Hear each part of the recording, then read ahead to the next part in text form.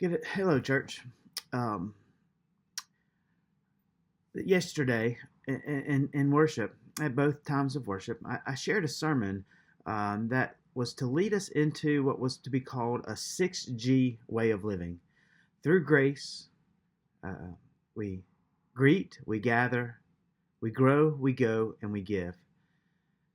I challenged us to think about our hearts, think about our motives for why we do what we do, everything.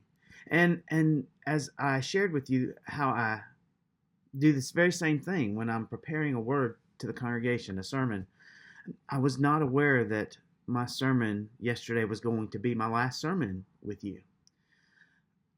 I found out after worship that I'm no longer the pastor of Covington First United Methodist Church.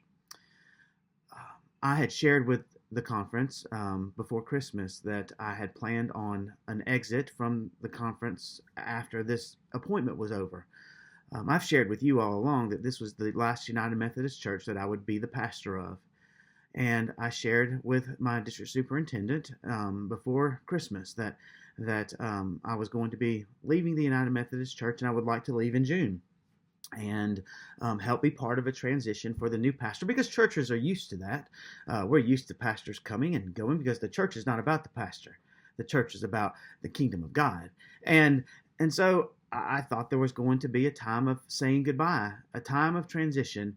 But I learned that I made a mistake, that when I turned in my paperwork saying that I was going to leave on June the 30th, that was not the way I was supposed to do it.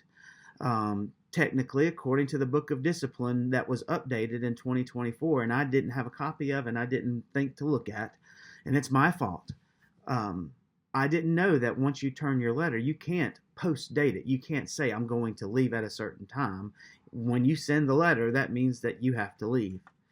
And so the conference has decided that it is in your best interest and theirs that we find a new pastor for Covington First United Methodist Church to serve as an interim.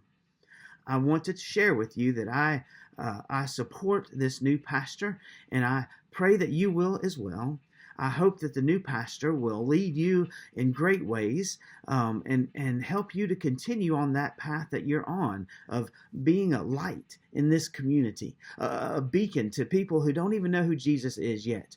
There are still great things ahead of this church, and I can't wait to watch you from afar. Now, as for me, we're very sad to have to leave this way.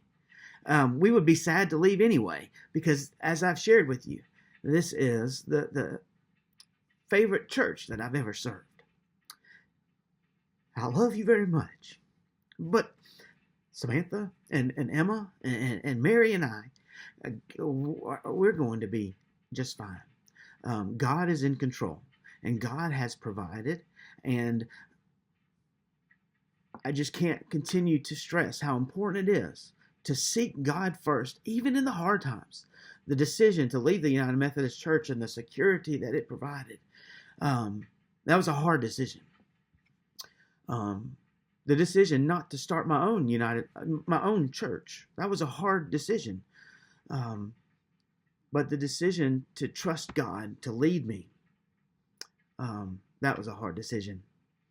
And the good news is we're not called to make easy choices. We're called to make the hard choices, the ones where we have to put God's plan above ours.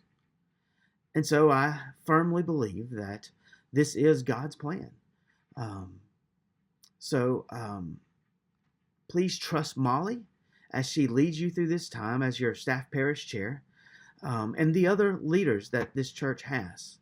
And as the new pastor comes, I pray that you will receive him and his family and love them the same way that you have shown great love to Samantha and I. We will always cherish our time here. I will be praying for you, each and every one of you. We love you, and God bless you.